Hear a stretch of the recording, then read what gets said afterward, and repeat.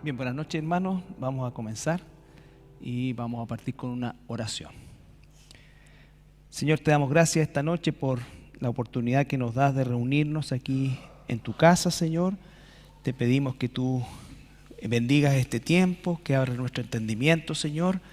Y agradecemos también la oportunidad y la libertad que tenemos, Señor, de estar juntos. En el nombre de Jesús, amén. Amén. Bien, nosotros la semana pasada estudiamos la sinagoga. Recuerden que este estudio se llama Las raíces hebreas del Nuevo Testamento, y el propósito de estudiar la sinagoga, recuerden que la palabra sinagoga significa asamblea. Asamblea es la misma palabra eclesía. Eclesía y sinagoga son sinónimos, ¿ya? Entonces, el por qué estudiamos la sinagoga, por el hecho de que efectivamente la práctica de la dinámica de la sinagoga se continuó con la iglesia cristiana. La iglesia cristiana, recuerden ustedes que las primeras décadas, por lo menos los primeros 30 años, fue netamente judía o compuesta por hermanos judíos, y eso significa que efectivamente nosotros recibimos esta herencia también en cuanto a la estructura. Si ustedes se recuerdan, también revisamos las funciones de quienes, por decirlo de alguna manera, trabajaban en la sinagoga o estaban en la sinagoga, alguien que estaba a cargo de la sinagoga, los maestros. La sinagoga también era el lugar donde se realizaban los servicios el día del Shabbat, en el caso de los judíos, ¿no es cierto? Y también se enseñaba a niños, se cantaba. Es decir, la dinámica de la sinagoga se continuó con la iglesia. Con el tiempo, en la medida que la iglesia fue perdiendo presencia judía y fue creciendo y después ya tomando prácticamente la totalidad los gentiles, cambiaron la palabra sinagoga por eclesía, como una forma también de diferenciarse del culto judío, ¿ya? Pero esa es la razón de la sinagoga. Entonces, algunas muy antiguas, como esta, la de Magdala, que estos eran los lugares del baño ritual que se llamaban los mikvah, que es la palabra bautismo en griego, que significaba también sumergirse. Obviamente no es el bautismo cristiano, y de hecho Pablo lo deja claro a las primeras comunidades, porque dice una sola fe, un solo bautismo, ¿ya? No había que bautizarse o sumergirse muchas veces para purificarse. La estructura incluso de la disposición, tanto del mobiliario, de los asientos, es prácticamente lo que seguimos nosotros también en la iglesia hasta el día de hoy. Y este concepto, sobre todo de iglesia local, viene del término sinagoga. Cada poblado judío, ¿no es cierto?, tenía una sinagoga, y esa sinagoga, ¿no es cierto?, era y cumplía la función también muchas veces de un centro comunitario. Bueno, esta es una sinagoga moderna en Nueva York y es muy bonita, ¿no es cierto?, pero si ustedes se dan cuenta tiene una similitud con lo que conocemos nosotros como la iglesia. Entonces, esa es la importancia de haber estudiado la sinagoga de forma muy somera. O sea, esto no es un estudio detallado, es simplemente para tomar aspectos generales que constituían la vida en el fondo en las comunidades judías, y que después fue trasladada a la iglesia. Y la iglesia, por eso es que, al igual que la sinagoga, el apóstol dice que se establezcan ancianos, ¿no es cierto?, que haya una iglesia local, y todo lo que nos enseña el Nuevo Testamento. Entonces, la iglesia, para cerrar este tema, sigue el patrón de funcionamiento de las sinagogas, con ancianos, con un maestro, con un encargado, con enseñanza de niños, con canto, con también algunas actividades de tipo de sociales, ¿no es cierto?, de ayuda a la comunidad, y por supuesto también como lugar de estudio en general. Ahora, ¿qué es lo que vamos a ver hoy día? Nosotros cerramos hoy el ciclo histórico de lo que hemos estado viendo. Nosotros analizamos todo el proceso desde Abraham hasta nuestros días, pero tenemos que recordar que cuando fue el cautiverio babilónico, el año 586 antes de Cristo, cuando los babilonios se llevan a las tribus del sur, y regresan estas a la tierra de Israel. De ahí en adelante nosotros empezamos a hablar solamente ya de judíos o de la casa de Judá o las tribus del sur, que estaban constituidas por Judá, Benjamín y una parte pequeña de los levitas.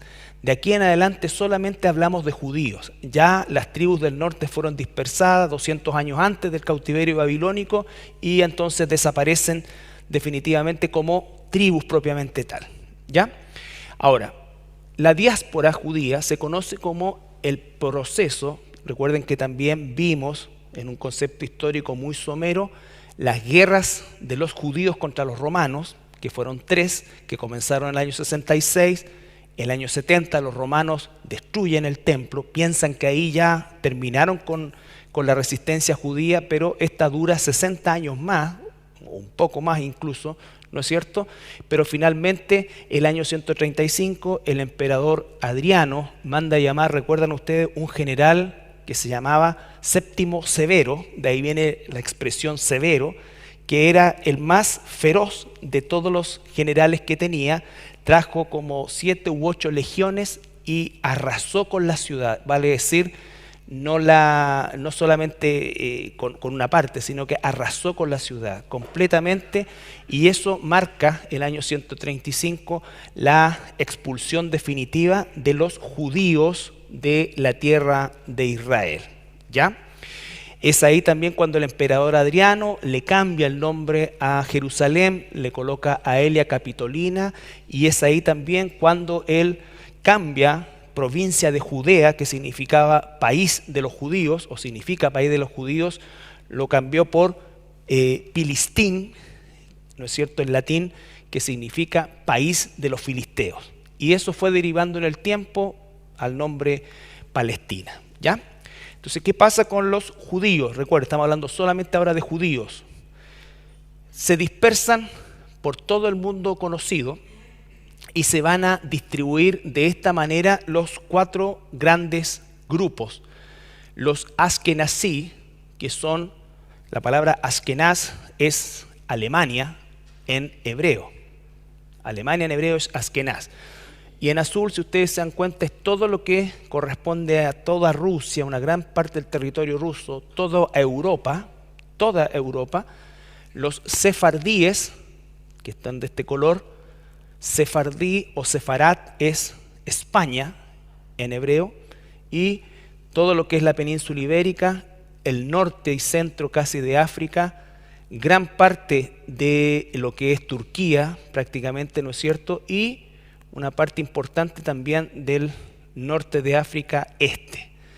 Los Misraim es Egipto en hebreo, y son los judíos que principalmente estuvieron en todo el lado oriental, Irán, Irak, norte de la India, gran parte, ¿no es cierto?, de lo que es, o sea, no gran parte, prácticamente todo lo que es Arabia propiamente tal, esta es la península arábica.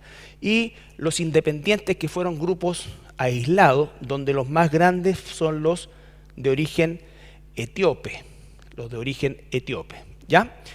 ¿Por qué es importante esto? Porque así como las tribus del norte, cuando fueron, cautivas con los asirios las repartieron por todas las partes del mundo, conocido en ese entonces, pero la diferencia es que esas tribus se asimilaron. A los pocos años y a los siglos después ya no tenían ningún rasgo de haber pertenecido a Israel como tribu. Asumieron las costumbres, la cultura, la religión de los lugares donde quedaron. La diferencia de los judíos es que se mantuvieron siempre como judíos. Por eso es que existían comunidades judías que conservaban todas sus tradiciones siempre, ¿ya? Pero sufren el mismo fenómeno. Ambos, el reino del norte y el sur, finalmente son dispersados por todo el mundo, ¿ya? Ahora, esto es más o menos el panorama de lo que se ve en Israel. Un soldado que tiene más o menos los rasgos de un sefardí, un misraim, un askenazí y así sucesivamente. Entonces nosotros tenemos un crisol de etnias que son de origen judío. Los askenazí, como dije. Alemán en hebreo. Países donde principalmente se asentaron Alemania, Polonia. Las dos comunidades más grandes del mundo, ¿no es cierto?, antes de la Segunda Guerra Mundial fueron Polonia y Alemania. Ucrania también, Rusia, gran cantidad de judíos de esta zona. ¿Ya? Recuerden ustedes, judíos famosos como Abramovich, dueño del Chelsea, por si les interesa. Si no le interesa, está bien. La Biblia nombra a Askenaz. Vamos a ver el proceso. Génesis 10:3. Podría un judío, por último, comprar Serena. A ver si trae jugadores que sepan patear. Yo creo que así como estaba, le pego mejor. Ya, Sergito, lee. Para olvidar las penas. Los hijos de Gomer, Askenaz, Rifat y Togarma. Ya. Recuerden que Gomer es hijo de Jafet. ¿Se recuerdan ustedes? Sem, Cam y Jafet. Sem, obviamente los semitas, ¿ya? Los jafetitas, que son básicamente los indoeuropeos. Todo el núcleo de poblaciones indoeuropeas, donde están los eslavos, ¿no es cierto? Esos son los jafetitas. Bueno, Askenaz, que es alemán, o sea, existió primero Askenaz antes que Alemania. Entonces, los askenazí son descendientes de este personaje que es a la vez hijo de Gomer y Gomer hijo de Jafet. ¿Ya? Primera de Crónicas 1:6.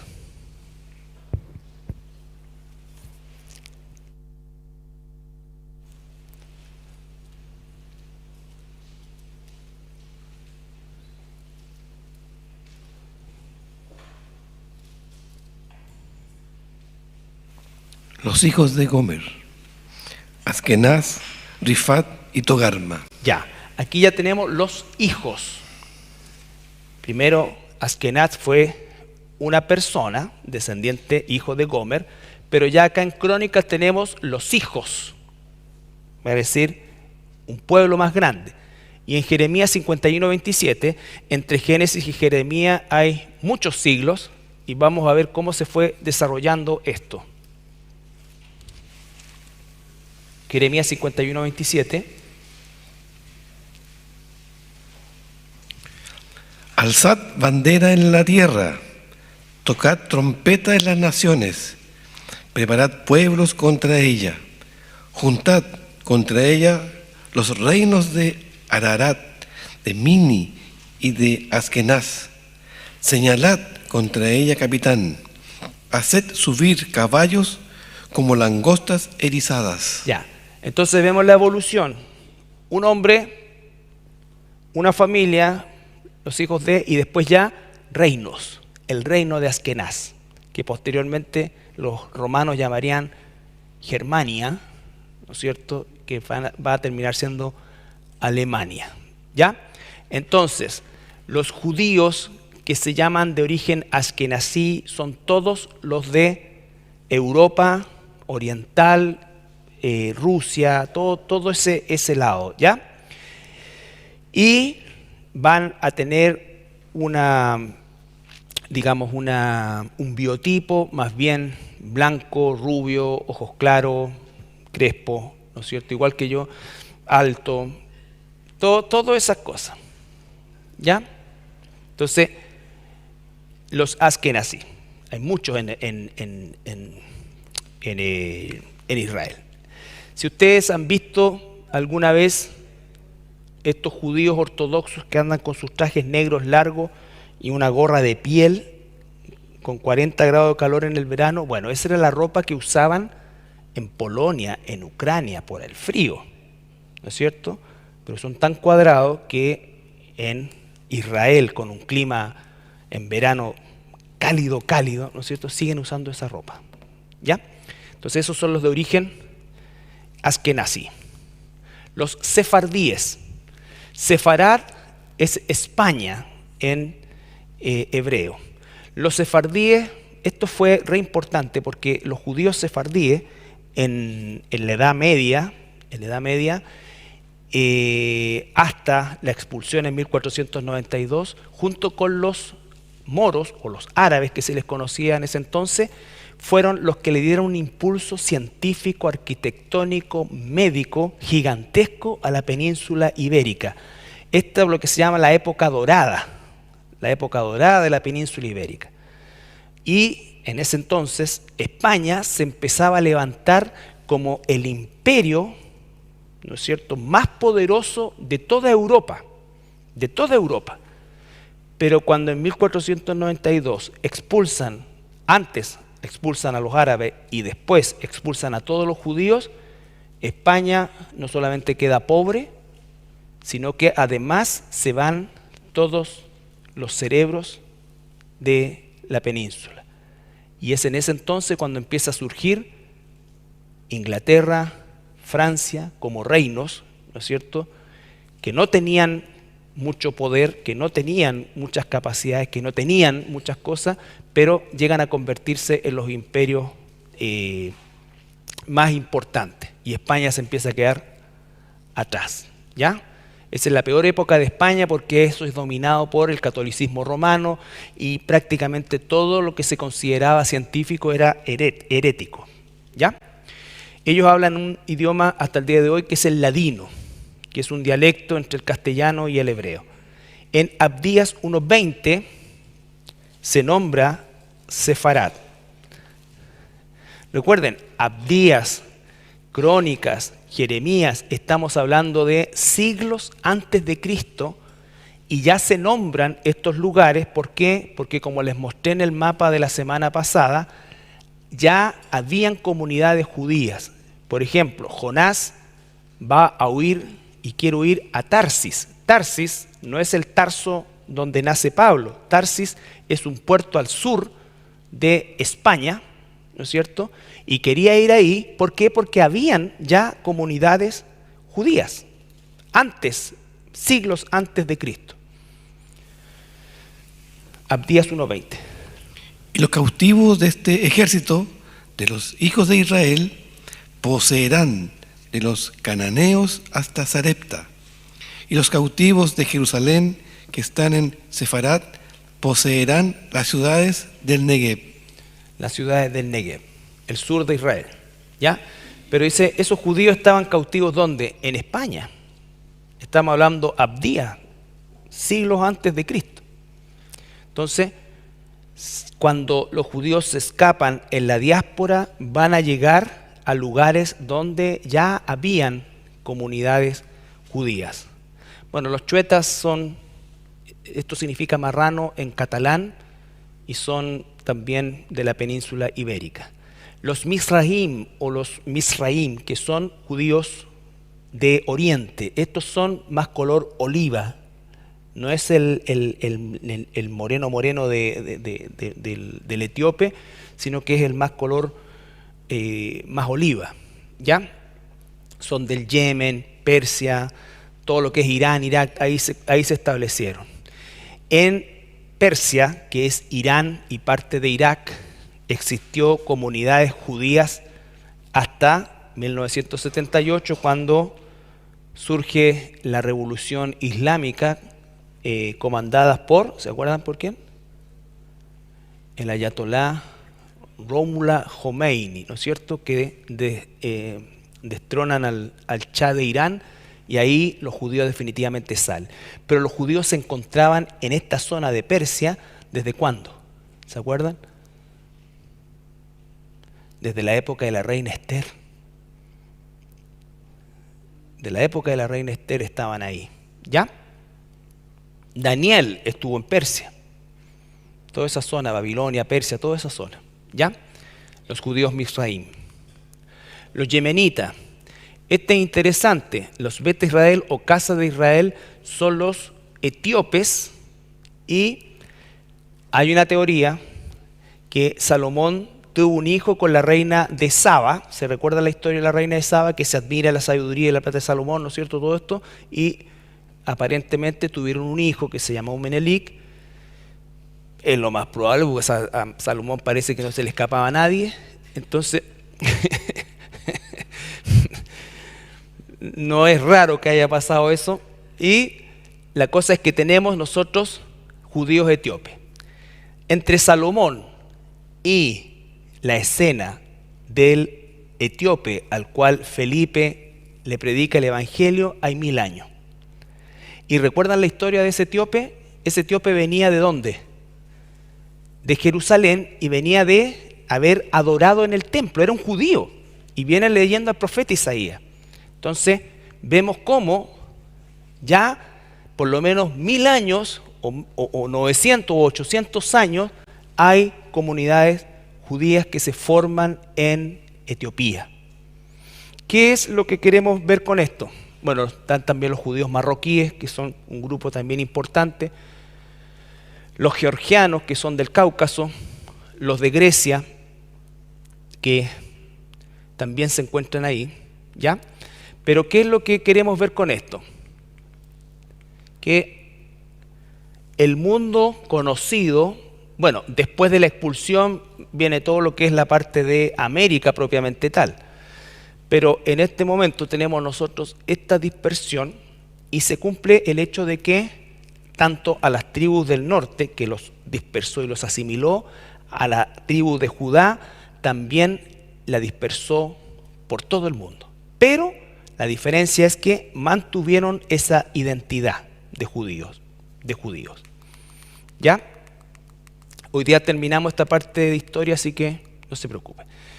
¿Qué va a pasar? ¿A dónde queremos llegar? Y lo último que vamos a ver desde el punto de vista histórico. Finalmente, después de 2000 años, desde la expulsión de los romanos hasta el año 1948, va a pasar todo ese periodo de tiempo larguísimo en los cuales los judíos no van a estar establecidos como nación en su tierra. Los judíos y los árabes convivieron durante siglos en el territorio de Israel, durante siglos, bajo el imperio turco otomano, y se les conocía como árabes y judíos. Existían los palestinos, árabes y judíos. ¿Ya? Entonces, ¿qué es lo que va a pasar? Después de la Primera Guerra Mundial, se derroca o se derriba finalmente el imperio turco otomano, y los ingleses y los franceses principalmente se reparten el Medio Oriente. Los franceses se quedaron con Siria, con el Líbano, ¿no es cierto? Los ingleses con la tierra de Palestina ya en ese entonces. Pero ¿qué es lo que hacen los ingleses y los franceses?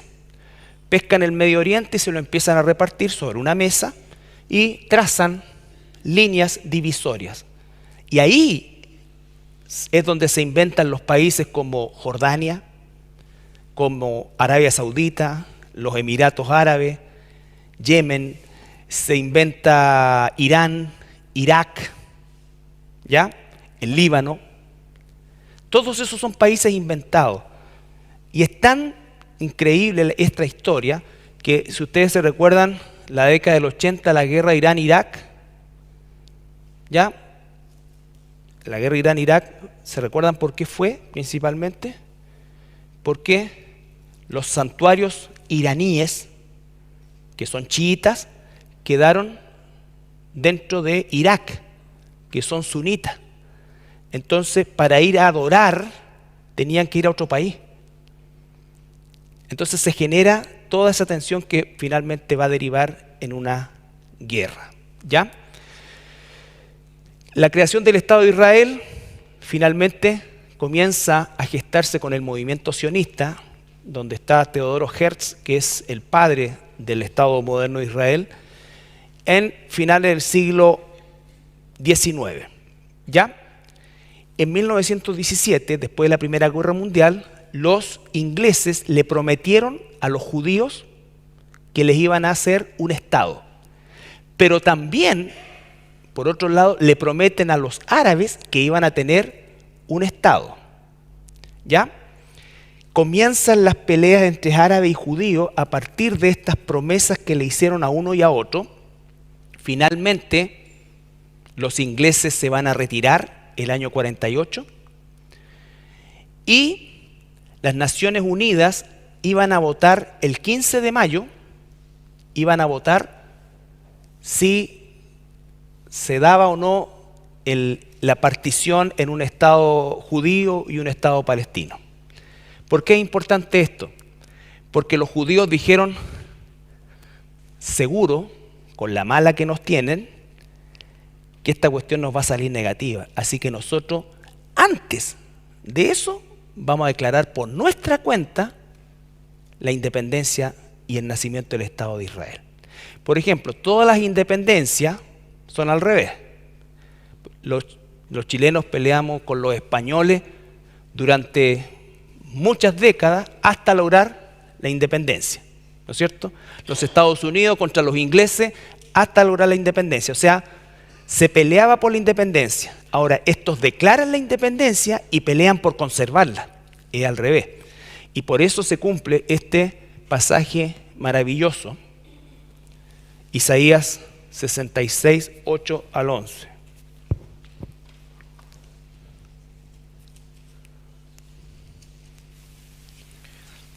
¿Quién oyó cosa semejante?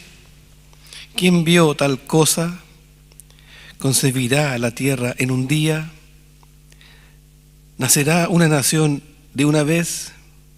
Pues en cuanto Sión estuvo de parto, dio a luz sus hijos. Yo que hago dar a luz, no haré nacer, dijo Jehová. Yo que mando engendrar, impediré el nacimiento, dice tu Dios. Alegraos con Jerusalén y gozaos con ella, todos los que amáis, llenaos con ella de gozo, todos los que enlutáis por ella, para que maméis y os saciéis de los pechos de sus consolaciones, para que bebáis y os deleitéis con el resplandor de su gloria. Nacerá una nación en un día. Sión estaba de parto. El movimiento se llama el sionismo. Se llama el sionismo, estaba de parto. En un día se crea una nación. Antes de que le dijeran sí o no, declararon su independencia. Y esto es tan así que al día siguiente, el 15 de mayo, todas las naciones árabes que circundan Israel se fueron en guerra, atacaron al Estado de Israel el día siguiente de su creación.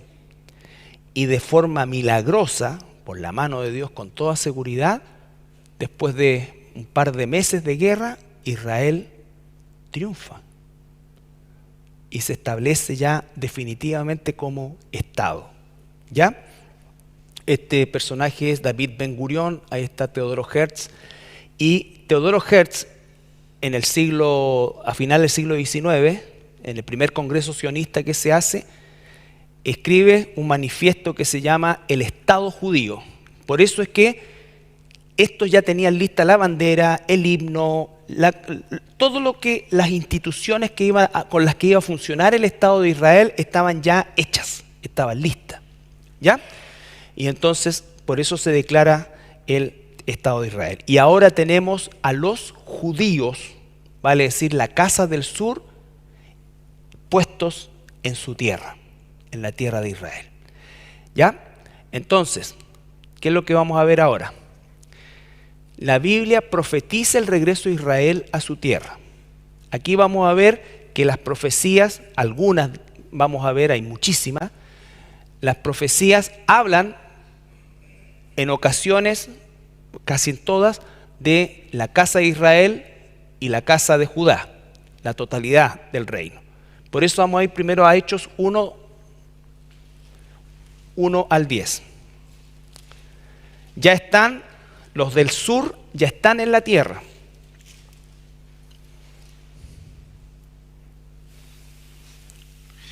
En el primer tratado, oh Teófilo, hablé acerca de todas las cosas que Jesús comenzó a hacer y a enseñar, hasta el día en que fue recibido arriba, después de haber dado mandamientos por el Espíritu Santo a los apóstoles que había escogido, a quienes también, después de haber padecido, se presentó vivo con muchas pruebas indubitables, apareciéndoseles durante 40 días y hablándoles acerca del reino de Dios. Entonces, el punto es que los discípulos están hablando con Jesús ya resucitado. Ya padeció, murió, resucitó, y este es parte de los 40 días que estuvo con ellos. Y estando juntos, les mandó que no se fueran de Jerusalén, sino que esperasen la promesa del Padre, la cual les dijo: oísteis de mí, porque Juan ciertamente bautizó con agua, mas vosotros seréis bautizados con el Espíritu Santo dentro de no muchos días. 10 días después. Entonces, los que se habían reunido le preguntaron diciendo: Señor, ¿restaurarás el reino a Israel en este tiempo? Pausa.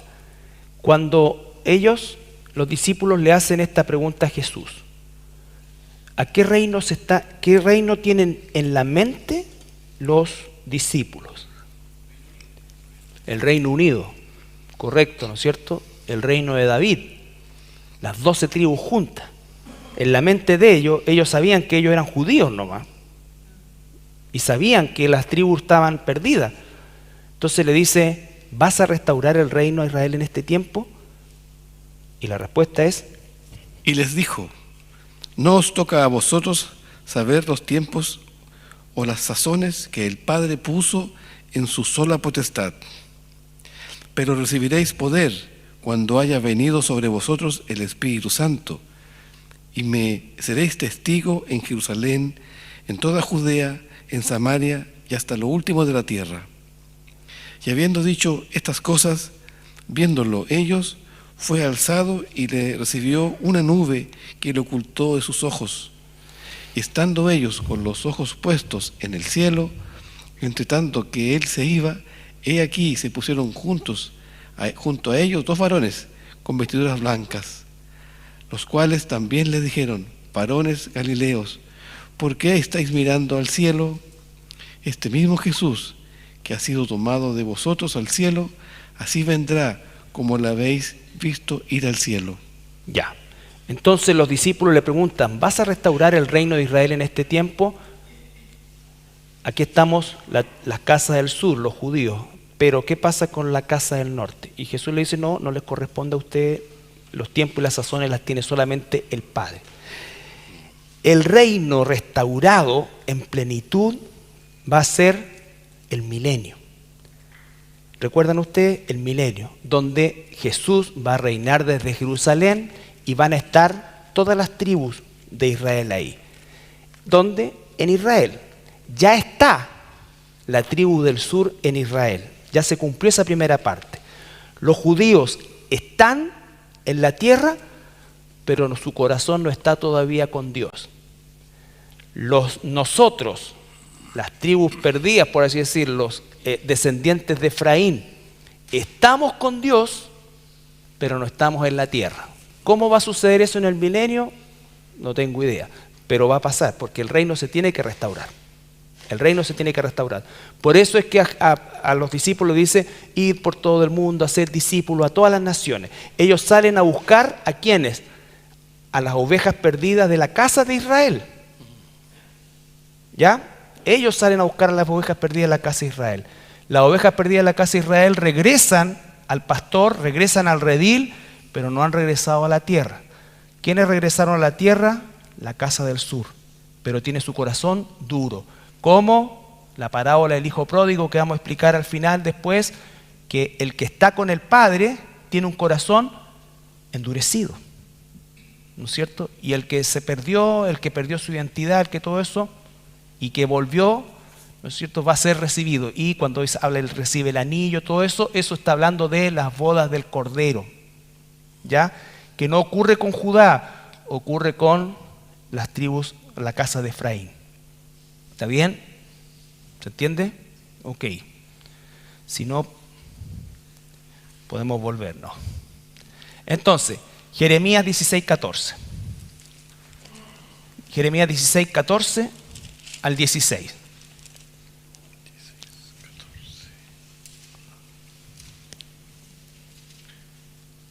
No obstante, he aquí, vienen días, dice Jehová, en que no se dirá más, vive Jehová, que hizo subir a los hijos de Israel de tierra de Egipto, sino, vive Jehová, que hizo subir a los hijos de Israel de la tierra del norte y de todas las tierras a donde los había arrojado, y los volveré a su tierra, la cual di a sus padres.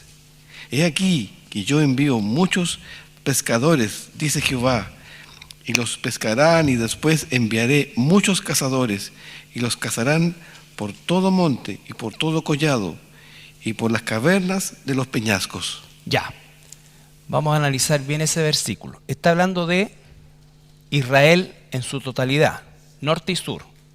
Vuelve a leerlo, por favor, Sergito. Lo tiene todo, que tenemos que entender esta parte.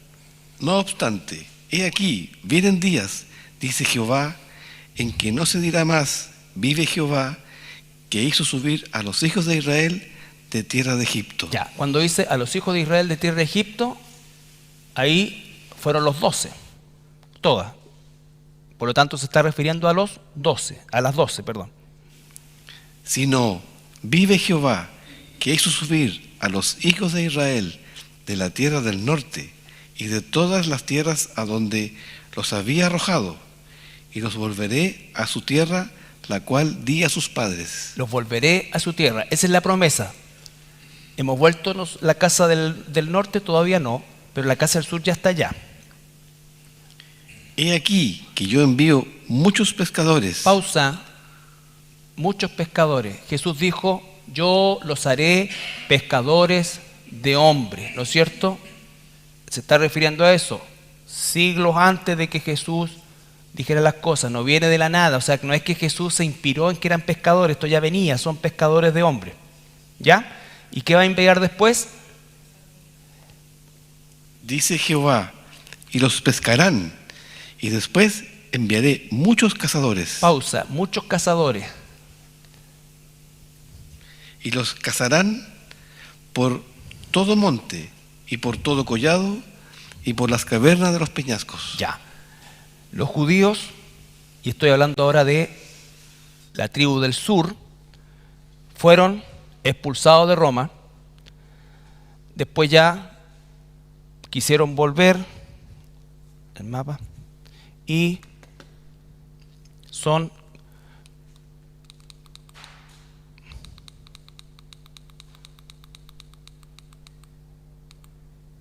expulsados por todos lados.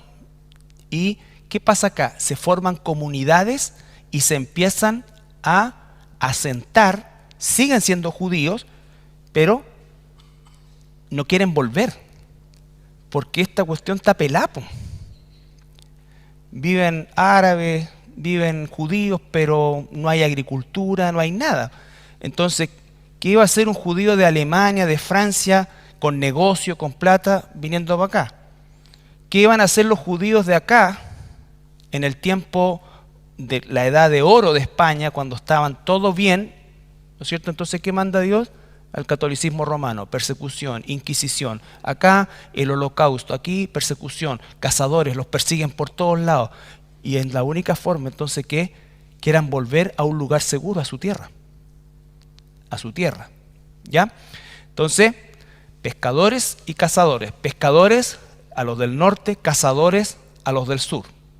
Ese es el orden. ¿Se entiende? Entonces, ya llegaron los del sur.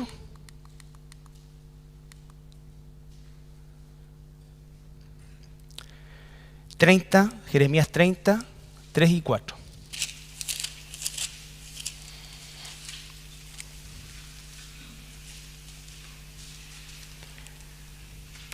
Porque he aquí que vienen días, dice Jehová, en que haré volver a los cautivos de mi pueblo Israel y Judá, ha dicho Jehová, y los traeré a la tierra que di a sus padres, y la disfrutarán. Ya, y la disfrutarán.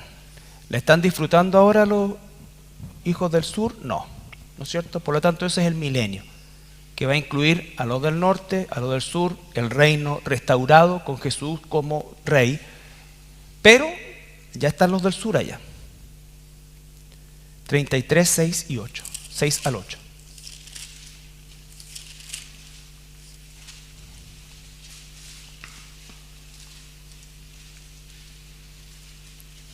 He aquí que yo les traeré sanidad y medicina, y los curaré, y les revelaré abundancia de paz y de verdad.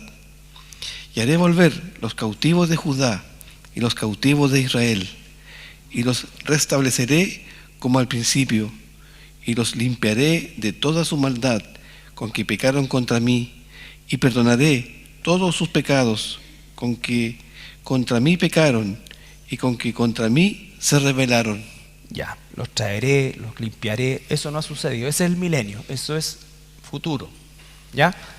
Pero ya está el Estado, ya está el país y ya está el sur.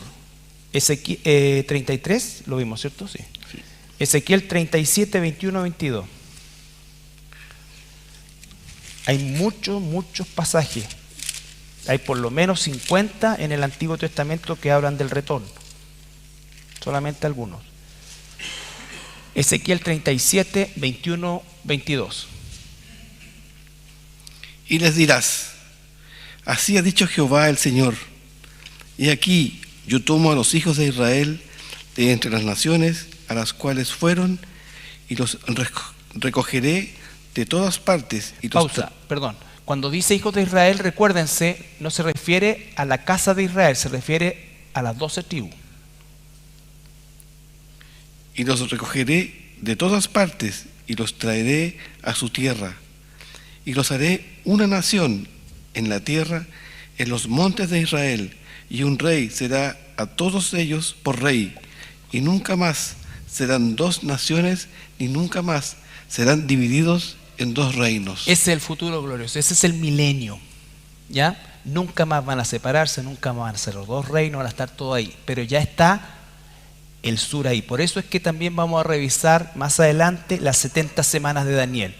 Porque las 69 semanas corresponden al reino del norte, a la casa de los hijos de Israel, a la casa de las ovejas perdidas, a la casa de Israel, perdón.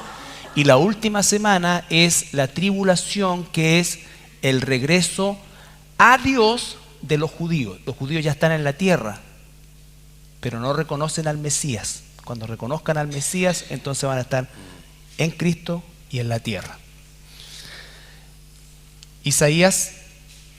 Joel.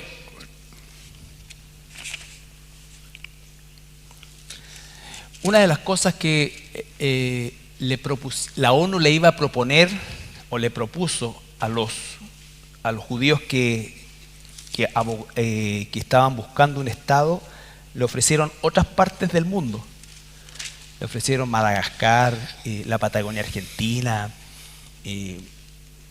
Sudáfrica, y obviamente el único lugar donde ellos podían realmente constituirse como nación era en los montes de Israel, dice.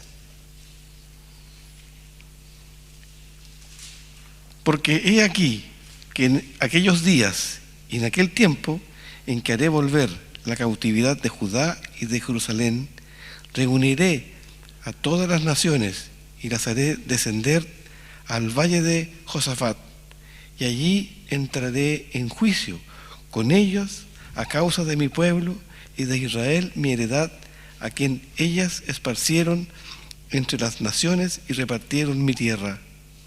Ya. El valle de Josafat, ¿qué está relatando ahí?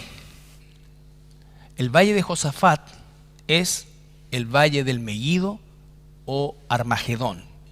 Es la batalla, ¿no es cierto?, al final de la tribulación. A eso se está refiriendo. Y ahí está hablando, ¿no es cierto?, de que va a juzgar a todas las naciones que atentaron contra Israel, contra los judíos en particular, y que pretendieron repartir su tierra. ¿Ya? Pretendieron repartir su tierra. Vuelve a leerlo. Y echaron suertes sobre mi pueblo, y dieron los niños por una ramera, y vendieron las niñas por vino para beber. Ya. Saqueo. Esos son lo que significa saqueo en aquel entonces. Entonces, el valle de Josafat está relatando ahí lo que va a ser el Armagedón, o el valle del Megido, o el valle del Armagedón, o valle de Josafat, es lo mismo. ¿Ya? Está hablando acerca de la batalla del Armagedón. Versículo 20. Pero Judá será habitada para siempre, y Jerusalén por generación y generación. Ya, ese es el destino del milenio. Ya no se va a llamar Palestina, se va a volver a llamar Judá o Judea. Judá o Judea significaba país de los judíos, ¿ya? Que fue el nombre que los romanos le colocaron inicialmente a esa provincia. Isaías 43, 6.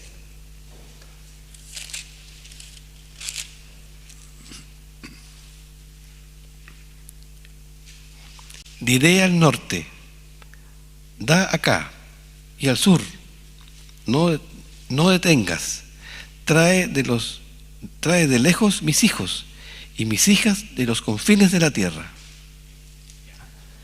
Al norte y al sur, trae a mis hijos de los confines de la tierra. En todas partes fueron dispersados, en todas partes. Después de todo el periplo europeo, africano, del Medio Oriente, de Asia, fueron y se trasladaron a lo que se conocía como el Nuevo Mundo, América, en México, en Brasil, en Argentina, Uruguay. Todos esos países fueron, digamos, recibieron cantidades de judíos que venían de origen sefardí, la mayoría, ¿no es cierto? Y los askenazí arrancaron a Estados Unidos, Canadá, los países anglo, ¿ya? Por eso es que tenemos comunidades gigantescas de judíos en Nueva York, en Estados Unidos específicamente, en México y en otros lugares. Ahora bien, ¿qué es lo que significa esto? Y aquí terminamos la parte histórica. La parte histórica significa que desde Abraham, pasando por todos los periodos hasta constituirse como nación, como reino, ¿no es cierto? El Reino Unido durante Saúl, David y Salomón, después la división del reino, 20 reyes en el norte, 20 reyes en el sur.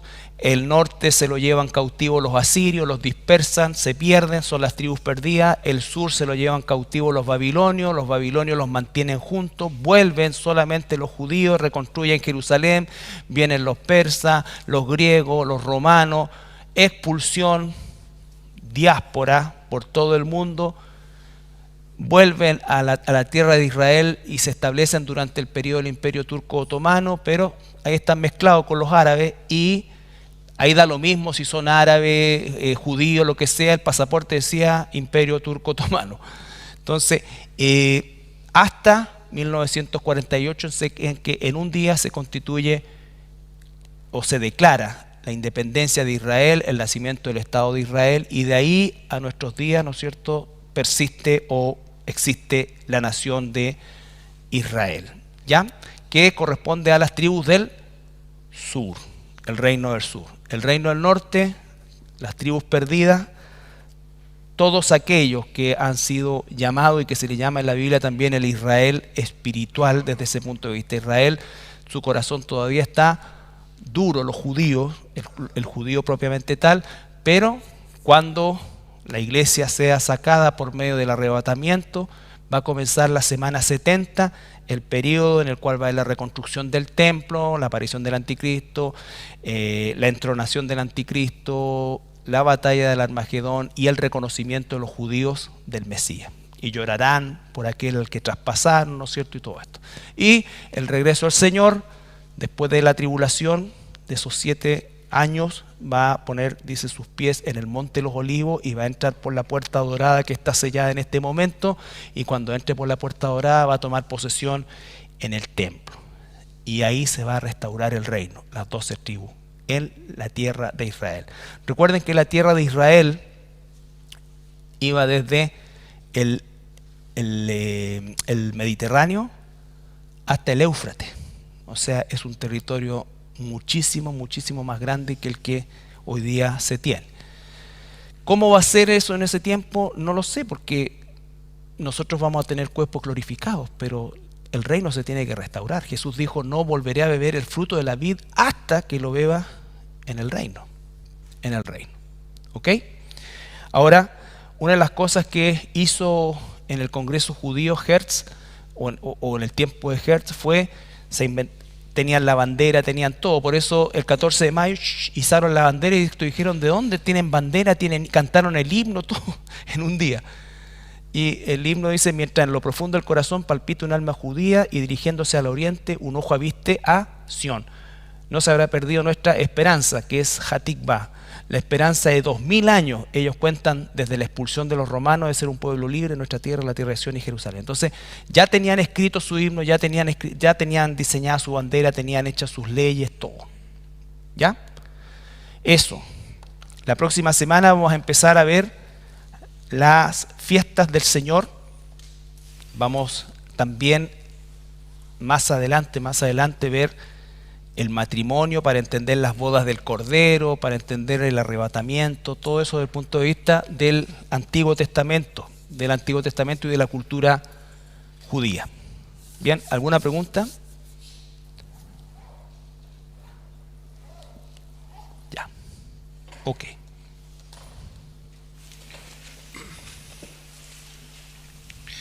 Yo espero, antes de que ore mi hermano Sergio, yo espero que todo esto que hemos estudiado, que puede parecer latero de repente, ustedes y yo lo entendamos a la luz de la riqueza que significa leer el Nuevo Testamento con estos argumentos, de entender de lo que se está hablando.